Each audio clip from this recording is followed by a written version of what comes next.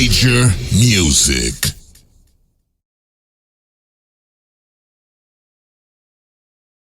What's up? Coming back at y'all with another video. If this is your first time here, I like to post videos with topics similar as we're going to talk about today, which we're going to talk about what is exactly the music industry standard. Now, the reason that I bring this up is I often have conversations with other creators, whether they're up and coming or whether they've been creating music for quite some time. And I may hear the phrase brought up in a context like this as far as them speaking about industry standard. They may say something along the lines of, I'm not going to buy this software because it isn't the music industry standard, or I'm not going to buy this beat making program because it's not the music industry standard. I just thought to myself, I wanted to do a deep dive to find out, what does that exactly mean? What is the music industry standard? Now, when I Google music industry standard, some other videos actually come up, one of those being Curtis King, who actually created a similar video 2 years ago. So I decided to go ahead and look up what is music industry standard. And I didn't see any one definition online for that. However, I saw 2 other videos on YouTube made also by 2 other creators similar to me, wanting to know what exactly is the definition of music industry standard. And those 2 creators are going to be Curtis King. Shout out to Curtis King. I watch a lot of his videos, as well as another producer named Decap, who is also known for his Drums That Knock series. So 2 well-known producers also asked the same question, what is the music industry standard? And I took the time to watch both Curtis King as well as Decap's video, and I like what both of them had to say in regards to industry standard. Now, kind of touching on Curtis King's point.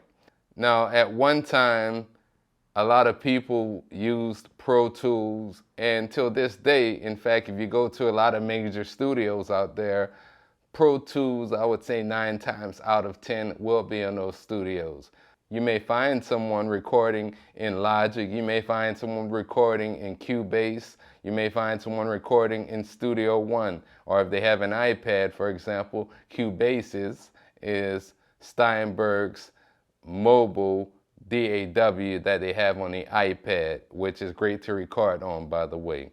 Now, also, let's talk about making beats. For beats, for example, I hear a lot of people say that they want to buy FL Studio because they heard a lot of hits were made using FL Studio.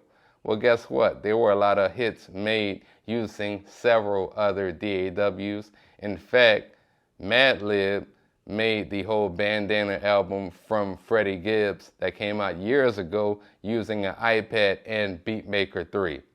So with that being said, it doesn't mean that FL Studio is the only program or app that you can make beats in. I just gave you another example of that. And I'm sure if you really do your research, you'll come to find out that whatever program you're using, if you are using FL, maybe you're using Logic, maybe you're like me and switching between Machine, Beatmaker, and the MPC. I don't know. But I challenge you, whatever program or DAW that you're currently using, go ahead, do your research, or how many of your favorite producers not only use several different programs or apps to make beats on, but for the program or app that you use, find out how many songs were created in whatever you use. Now, there are several other major studios you could go to. I'm here in Dallas. I could probably go to several studios and they're going to be using Pro Tools in those studios. But ask yourself as a creator, I know a lot of people these days are building their home studios, and some people may be recording in Pro Tools, but some other creators may also be like myself. I've recorded pretty much every song that I've ever recorded in Logic Pro, and I could use the same VSTs that I could use in Pro Tools, Machine, whatever DAW, or if I'm on the iPad, I could probably find some good Fab Filter and other plugins. I mean, we just heard Logic Pro, in fact, coming out on the iPad in the next couple of days. So the ability to create has gone far beyond just Pro Tools. Now, sure, I would say again that Pro Tools is probably one of the most popular full-blown DAWs out there that you could record in and make beats in. And for the way that engineers use Pro Tools to edit, I can totally understand, why Pro Tools is going to be the most popular DAW that music studios across America, really, anywhere, even internationally,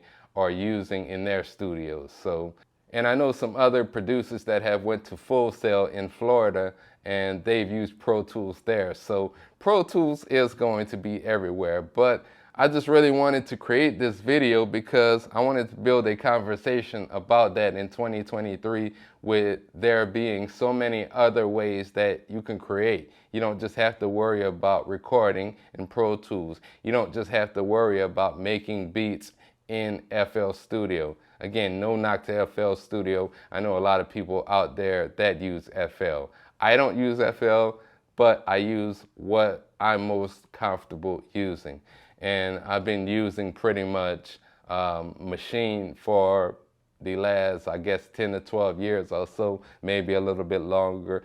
And I've talked about this on the podcast, but I've also used the MPC 2000 XL, and I'm currently using the MPC 1. And the MPC series itself has been around, over 20 years. You had Jay Dilla, for example, who became famous for sample chopping on the MPC, and by the way, gave a lot of other artists their sound in the early 2000s, even going back to the 90s. Jay Dilla was creating using an MPC, and then other producers like Alchemist, Timbaland, for example. I could go on and on. But I say that to say, do your best research, find a DAW that works for yourself. I think in 2023, well, first and foremost, you're not going to meet someone that enjoys listening to music tell you that they dislike a song because it wasn't recorded in Pro Tools. And that kind of goes back to that conversation about a lot of other creators are starting to do DIY albums, do-it-yourself albums from home, because they've invested in an audio interface. They've invested in a program or app for them to be able to record in. And they have everything at home, including plugins, to be able to record their album from top to bottom. Now, some people even record their albums at home. They might have a really good space to record in, and then send their sessions off to get mixed and mastered and sent back to them, and then release their albums that way as well. Both are good. At the end of the day, it's not going to be a program or an application that makes your music sound better. It's going to be the person that is mixing down your session that is going to make your music sound better. So with that also being said, do your best research. Maybe go spend some time with someone who's a little bit more knowledgeable than yourself when it comes to audio engineering. Or look for a contact where you could do just like I said. You could record your whole project at home and then just send it off to the engineer to get mixed and mastered, and then you could release your music. I think a lot of times in 2023, we get too caught up in what is the industry standard instead of just creating. Is there truly an industry standard in 2023? I think the industry standard at the end of the day is whatever you want that to be. Stop wasting time trying to decide on what program or app that you're going to buy or invest in because it's the industry standard. A lot of times, creators are investing a lot of money into these programs, apps, these synthesizers, hardware synthesizers to be more specific, or whatever else. They don't really take the time to fully learn how to use whatever it is, and it's just sitting in their studio collecting dust. So find something that works for you, do your best research, and just make good music. If you found this video useful, please go ahead hit the like button, subscribe to Major Music ENT here on YouTube, and you can follow me on Instagram at d._major music. Same thing on TikTok. Follow me on Instagram, d.mme, and then you can look me up on Facebook, d.major. Major Music.